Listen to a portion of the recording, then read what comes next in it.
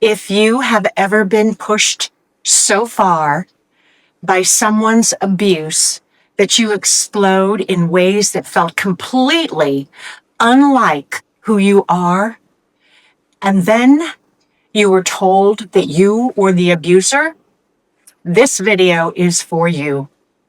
What you experienced has a name, and you cannot blame yourself. If you've been to this channel before, welcome back. If you're new here, I'm Grace Channing, a survivor of narcissistic abuse. Please give this video a like and subscribe if you haven't already. You know, many of you have been leaving these incredible comments. Your stories of struggle are insightful, and I believe that they are really helping others to see that we are not alone in what we are experiencing. A few days ago, one of you left a comment that broke my heart because I know exactly what you experienced. She wrote about how her abuser pushed her to the breaking point until one day she finally reacted. She exploded in a way she had never experienced before, calling her abuser names and raging in ways that were out of her normal character. And then her abuser turned it around only to look at her and call her the abuser. This is such an important topic that it's actually an entire chapter in my upcoming book, Let's Not Call This Love. But because you asked, and because this is so crucial to understand, I'm going to talk about it today. What she experienced has a name, and it's called reactive abuse. And it's one of the most insidious tactics in the narcissist playbook. And here's how it works. The abuser systematically pushes you through gaslighting, baiting, silent treatments, put downs, until you reach what I call the pressure cooker effect. They keep turning up the heat until you explode everywhere. And the moment you react, they become calm. They step back with their cold satisfaction and say things like, "See how crazy you are? You're the one with anger issues. I can't believe you talk to me that way. You need help." Suddenly, they're the victim and you're the abuser. This isn't accidental. This is calculated. They need you to break so they can rewrite the narrative and make you question your own character. I remember the day I completely lost it with Neil. We were in the car, and I had just treated him to lunch after he had spent the entire meal criticizing me and being cruel. The emotions were bubbling up. I was distracted. And when I accidentally put the check in my purse instead of leaving it on the table for the waiter, it created a big stir. The waiter was helping me, looking for the check under the table and everywhere else, until I looked into my purse and I found the check. Neil's contempt was so thick, you could cut it with a knife. He was oozing nasty toxicity. In the car, on the way back, something inside of me snapped. Years of swallowing pain, of walking on eggshells, of being told I was never good enough. It all erupted like a volcano. I became this raging, incoherent person that I couldn't even recognize. I was so out of control that I even grabbed the door handle, opened the car door while we were moving, not really knowing what I was doing, But I had this intense feeling of getting away from him because I was in such a state of pain and out of control.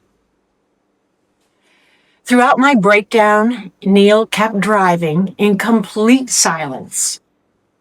I could feel his satisfaction. He was enjoying watching me unravel. Later, that moment became evidence of how unstable I was and how I was the real problem in our relationship. But here is what I now know. That wasn't the real me.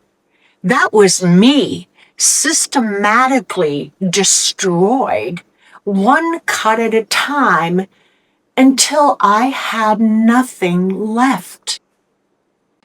So let's take a look at the psychology of this situation and what is really happening here.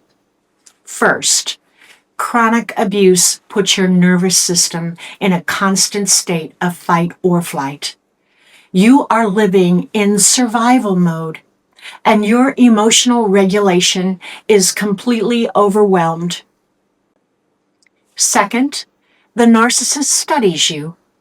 They learn exactly which buttons to push and precisely how much pressure to apply. This isn't random. It's strategic. Third, when you finally react, they get two things that they desperately need: narcissistic supply from seeing their power over you, and ammunition to use against you later. The cruelest part, they'll often do this in front of others. So now they have witnesses to your bad behavior while they're systematically abusing you in private. Remember, a healthy person doesn't push someone to their breaking point and then blame them for breaking, ever.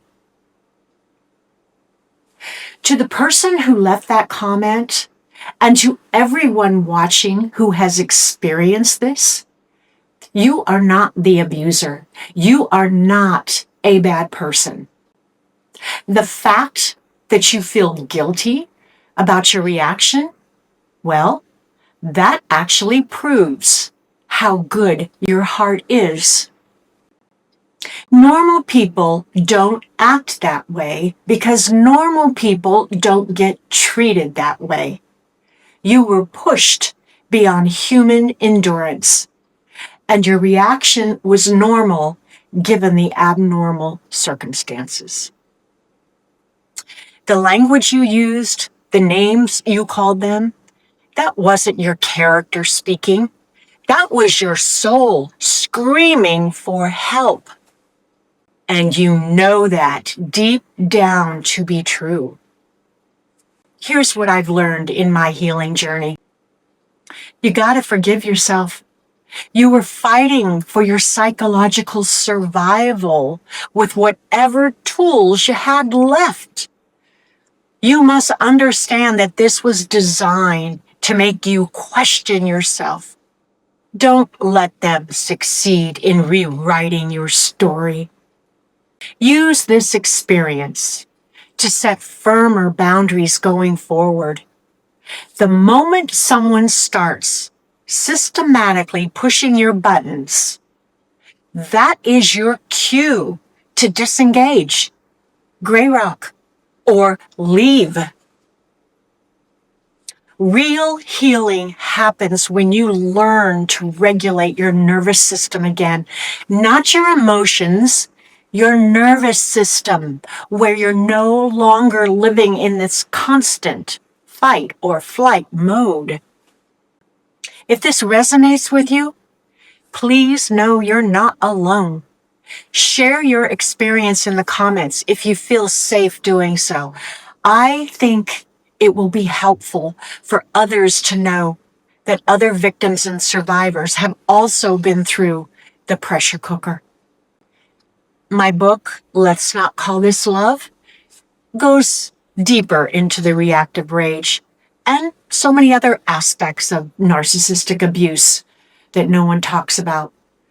When it's available, I'll be announcing it, so be looking out for that. And remember, your reaction to abuse is not abusive. Your breaking point was reached through calculated cruelty, not your own failings. You survived some of the worst days. You're stronger than you know, and you deserve relationships that bring out the best in you, not push you to your worst moments. I truly want you to find peace and joy in your precious life. Maybe, just maybe, this video helped you to see that this reactive rage is not who you are, but rather a symptom of what you have experienced with an evil person.